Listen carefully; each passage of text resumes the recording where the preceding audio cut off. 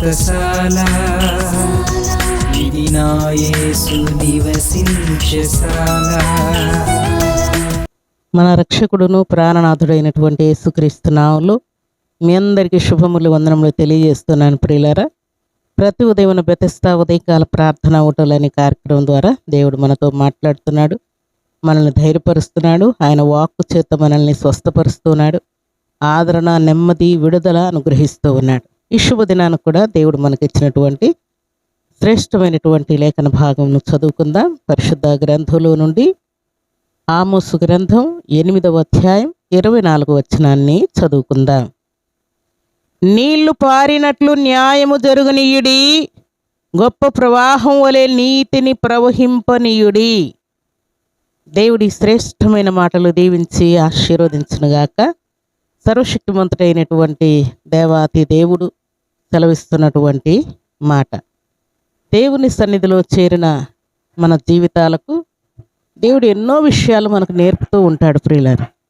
ఉదయం మొదలుకొని సాయంకాలం వరకు, రాత్రి మొదలుకొని తెల్లవారేంత వరకు ఆయన కాపుదల మనకిచ్చి అనేకమైనటువంటి లేఖన భాగములు మనకిచ్చి మనకు నేర్పుతూ ఉంటాడు. దేవుని యొక్క లేఖన భాగములు మనం నేర్చుకునటం వలన ఇహలోకంలో మనం జీవిస్తూ అపవాదిని ఓడిస్తూ దేవుని యొక్క సంగతులు, నీతి సూత్రాలను జాగ్రత్తగా పాటిస్తూ విజయోత్సాహంతో మన ఆత్మీయ జీవితాన్ని ముందుకు సాగించడానికి దేవుడు అనేకమైన సంగతులు మనకు బోధిస్తూ ఉంటాడు. ఈ శుభదినాన నీళ్లు పారినట్లుగా అంటూ ఉన్నాడు. నీళ్లు పైనుండి క్రిందికి వస్తూ ఉంటాయి. నీళ్లు క్రిందికి వస్తూ ఉంటే వాటిని ఎవరు ఆపలేరు ప్రియులారా. అవి పారుతూనే ఉంటాయి అంతే. అది గాలి రాని, తుఫాను రాని, లేక ఎండ రాని, ఇంకేమైనా జరగని, నీళ్లు మాత్రం వాటికి చెట్లు అడ్డం వచ్చినా, రాళ్ళు అడ్డం వచ్చినా, ఇంకేదో వచ్చినా సరే నీళ్లు పారుతూనే ఉంటాయి, ఫ్రీగా పారిపోతూ ఉంటాయి. దేవుడు అంటున్న మాట ఏంటంటే నీళ్లు పారినట్లుగా న్యాయము జరుగనీయుడి అంటూ ఉన్నాడు. న్యాయము కూడా అంత సాఫీగా, అంత ప్రశాంతముగా, అంత జాగ్రత్తగా జరగనీయమని దేవుడు ఆజ్ఞాపిస్తూ ఉన్నాడు. అలాగే గొప్ప ప్రవాహం వలె నీతిని ప్రవహింపనీయుడి అంటూ ఉన్నాడు. ప్రవాహం ఎలాగున ప్రవహిస్తూ ఉంటుందో ఆ ప్రవాహమును ఎవ్వరూ ఎలాగున ఆపలేరో నీతిని కూడా అలాగ జరగనీయమని ఆజ్ఞాపిస్తూ ఉన్నాడు. సర్వశక్తివంతుడైనటువంటి దేవాతి దేవుడు ఎందుకు ఈ మాట సెలవిస్తూ ఉన్నాడు అని అంటే, నీళ్లు పారుతూ ఉంటే వాటికి మధ్యన ఏదైనా ఒక అడ్డుకట్ట వేస్తే నీళ్లు పారకుండా ఆగిపోతాయి. న్యాయము జరుగుతూ ఉన్నప్పుడు న్యాయానికి కూడా అడ్డుకట్ట వేసినప్పుడు అది అన్యాయముగా మార్చబడుతుంది. అందుకని ఆయన ఏమంటున్నా అంటే నీళ్లు పారినట్లు న్యాయం జరగనియండి అంటున్నాడు. అది తల్లిదండ్రుల మధ్య అయినా, భార్యాభర్తల మధ్య అయినా, సంఘమైనా, సమాజమైనా, ఎక్కడైనా సరే న్యాయమును నీళ్లు పారినట్లుగా జరగనీయమని దేవుడు ఆజ్ఞాపిస్తూ ఉన్నాడు. అయితే చాలాసార్లు దేవుని సన్నిధిలో చేరిన మన జీవితాల్లో న్యాయం అన్యాయముగా మార్చబడుతూ ఉంటుంది, అన్యాయమే న్యాయముగా కనబడుతూ ఉంటుంది. అలాంటి టైంలో దేవుడు మనకిస్తున్నటువంటి మాట, మీరు న్యాయాన్ని నీళ్లు పారినట్లుగా జరగనీయండి, ఆటంకం చెయ్యొద్దని దేవుడు ఆజ్ఞాపిస్తున్నాడు. ఎందుకంటే ఒకవేళ న్యాయమును జరగనీయకుండా, నీళ్లు పారినట్లుగా న్యాయం జరగకుండా నీవే అడ్డుకట్టగా ఉంటే, కుటుంబంలో న్యాయం జరగకుండా, లేక సంఘంలో న్యాయం జరగకుండా, సమాజంలో న్యాయం జరగకుండా, లేక భార్యాభర్తల మధ్య, తల్లిదండ్రుల మధ్య న్యాయం జరగకుండా, దేవుని ప్రజల మధ్య న్యాయం జరగకుండా నీవే అడ్డుబండగా ఉంటే ఆ శిక్ష కూడా నీ మీదకే వస్తుందని తెలియజేయడం కోసం దేవుడి సంగతి తెలియజేస్తున్నాడు. అలా కింద మాట ఏమంటున్నాడు, ప్రవాహం వలె నీతిని ప్రవహింపనీయుడి అంటున్నాడు. నీతి కోసం మనం నిలబడే వారంగా ఉండాలని దేవుడు ఆజ్ఞాపిస్తున్నాడు. నీతి నిమిత్తం హింసింపబడి వారు ధన్యులని ఆజ్ఞాపిస్తూ ఉన్నాడు. అందుకే పరిశుద్ధ గ్రంథంలో ఒక చక్కని మాట వ్రాయబడి ఉన్నది ప్రియులారా. లూకా సువార్త 18వ అధ్యాయం 3వ వచనం మనం చదువుకుంటే, ఆ పట్టణంలో ఒక విధవరాలు ఉన్నట్టు ఆమె పదే పదే దుష్టుడైనటువంటి న్యాయాధిపతిని న్యాయం తీర్చమని గోజాడుతున్నట్లు అక్కడ వ్రాయబడింది. ఆయనకు ఆయనే క్వశ్చన్ వేసుకుంటూ ఉన్నాడు. ఏమనంటే, అసలు నేను దేవునికి భయపడను, తర్వాత మనుషులకు భయపడను, ఇట్టివాడనైనా నన్ను ఈమె పదే పదే తొందర చేస్తూ ఉంది, నాకు న్యాయం తీర్చు అని నన్ను తొందర చేస్తూ ఉంది.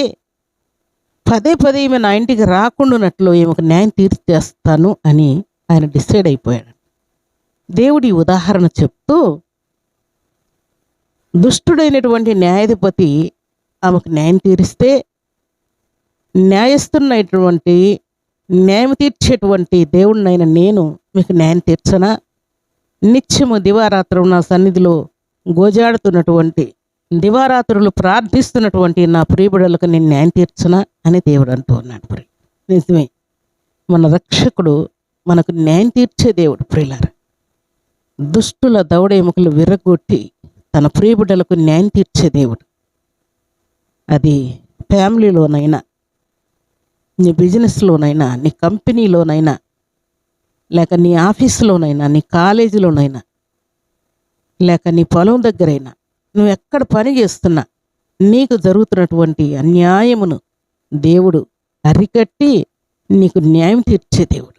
దివారాత్రం నువ్వు ప్రార్థన చేస్తున్నందుకు, ఉపవాసం ఉంటున్నందుకు, దేవుని సన్నిధిలో కనిపెట్టుకొని ఉన్నందుకు, దేవుని మీద ఆశ చేత నా దేవుడు నాకున్నాడన్న ధైర్యంతో నువ్వు ముందుకు పోతున్న కారణం చేత నిశ్చయముగా భర్త వలన నీకు జరుగుతున్నటువంటి అన్యాయం, భార్య వలన నీకు జరుగుతున్నటువంటి అన్యాయం, అలాగే తల్లిదండ్రుల వలన జరుగుతున్నటువంటి అన్యాయం, ఇరుగు పొరుగు వారితో జరుగుతున్నటువంటి అన్యాయం, ఆఫీసులో నీకు వస్తున్నటువంటి అవమానాలు, అన్యాయాలు, లేక నీ ఫ్రెండ్స్ వలన ఎవరెవరి వలన నీకు అన్యాయం జరుగుతుందో వారందరిని బట్టి దేవుడు నీకు న్యాయం తీరుస్తానని దేవుడు మాట్లాడతాడు. అలనాడు విధురాలు పక్షముగా న్యాయం తీర్చిన దేవుడు నీ పక్షముగా కూడా న్యాయం తీర్చబోతున్నాడు. అది అనారోగ్య సమస్య అయినా న్యాయం తీరుస్తాడు, లేక దురాత్మ శక్తులైనా, రోగమైనా, పిచ్చైనా, మైండ్ సరిగా పని చేయకపోయినా, తీరని సమస్యలైనా, అప్పులైనా, కేసులైనా, ఎలాంటిదైనా సరే దేవుడు నీ పక్షముగా ఉండి నీళ్లు పారినట్లుగా న్యాయము జరిగించు వరకు దేవుడు నిన్ను విడువనని ఉదయకాల సమయంలో దేవుడు నీతో మాట్లాడుతున్నాడు. దేవునికి స్తోత్రములు కలుగును గాక. మన దేవుడు న్యాయవంతుడు, న్యాయమూర్తి, శాసనకర్త, ఆలోచనకర్త, అద్వితీయ సత్యదేవుడు గనక నిశ్చయముగా ఈ ఉదయకాల సమయంలో దేవుడు నీ పక్షముగా ఉండి నీళ్లు ప్రవహించున్నట్లుగా, లేక నీళ్లు పారునట్లుగా న్యాయము దేవుడు జరిగించబోతూ ఉన్నాడు. దేవునికి స్తోత్రములు కలుగునుగాక. ఈ ఉదయకాల సమయంలో నీ విద్య, బుద్ధి, ఉద్యోగం, వ్యాపారం, అలాగే జాబ్ విషయంలో, మ్యారేజ్ విషయంలో, సంతాన విషయంలో, అన్ని విషయంలో నీకు వస్తున్న సమస్త చిక్కు సమస్యల్లో నుండి దేవుడు నీళ్లు పారినట్లుగా న్యాయం నీకు జరిగించాలని దేవుడు ఎదురు చూస్తూ ఉన్నాడు. దేవుడు నీకు న్యాయం తీర్చినప్పుడు సంతోషంగా దేవుణ్ణి మహింపరచినట్లుగా దేవుడు కృప చూపించబోతున్నాడు. దేవునికి స్తోత్రములు కలుగునుగాక. ఈ ఉదయకాల సమయంలో దేవుడు నీకు న్యాయము తీర్చి ఆయన కృపను మెండుగా నిండుగా నీకు అనుగ్రహించి ఆయన కృపలతో నిన్ను దీవించి ఆశీర్వదించాలని దేవుడు ఎదురు చూస్తూ ఉన్నాడు. అలాంటి కృపా భాగ్యం ఈ ఉదయకాల సమయంలో సర్వాధికారి సమృద్ధిగా మనందరికీ అనుగ్రహించి మేలుల చేత మనను తృప్తిపరిచి ఆశీర్వదించునుగాక. ఆమేన్. ప్రార్థన చేసుకుందాం. భూమి ఆకాశములను కలుగు చేసిన మా తండ్రి, ఉదయకాల సమయంలో మీరు ఇచ్చిన శ్రేష్టమైన వాక్కును బట్టి కీర్తిస్తున్నాను. నీళ్లు పారినట్లుగా న్యాయం జరుగునీయుడని సెలవిచ్చిన దేవా మీకు స్తోత్రాలు. నీళ్లు ప్రవహించినట్లుగా నీతిని ప్రవహింపనీయండని సెలవిచ్చిన తండ్రి మీ స్తోత్రాలు. ఈ మాటలు బిడ్డల హృదయాల్లో భద్రపరచండి తండ్రి. నిజముగా మీ బిడ్డల జీవితాల్లో న్యాయమును మీరు జరిగించబోతున్నందుకే మేము స్తుతిస్తూ ఉన్నాను. ఇంట బయట సంఘంలో సమాజంలో మీ బిడ్డలకు న్యాయం తీర్చినందుకే స్తుతిస్తూ ఉన్నాను. కోట్లాది వందనాలు. వారికి జరిగిన ప్రతి అన్యాయమును మీరు అరికట్టి అడ్డుకట్ట వేసినందుకే కీర్తిస్తూ ఈ ఉదయకాల సమయంలో మీ బిడ్డలకు సంపూర్ణ ఆయుష్ను, ఆయురారోగ్యమును, క్షేమం, నెమ్మది, స్వస్థతనిచ్చి మీ బిడ్డలను ఇక మీదట తండ్రి మీరు న్యాయం తీర్చి మీ బిడ్డలను తలగా ఉంచి పైవారినిగా ఉంచి హెచ్చించి మీ ఆశీర్వాదం చేత మీ బిడ్డలను నింపినందుకై స్తుతిస్తూ సంపూర్ణ ఆయుష్ను ఆయురారోగ్యమును మీ కృపలో మీ బిడ్డలకు అనుగ్రహించినందుకై స్తుతిస్తూ ఉన్నాను. తండ్రి, గాయము రేపు వాడని నేనే, మాన్పు వాడని నేనే అని సెలవిచ్చిన దేవుడు, మీ బిడ్డల గాయములను మీరు కట్టినందుకై స్తోత్రాలు. సంపూర్ణ స్వస్థత ఇచ్చినందుకై మీకు స్తోత్రాలు. మీ బిడ్డలను లేవనెత్తినందుకై స్తోత్రాలు. తండ్రి, దారిద్ర్యమును కలుగు చేయవాడును, ఐశ్వర్యం కలుగు చేయవాడును నేనే అని సెలవిచ్చిన తండ్రి, మీ కోట్లాది వందనాలు.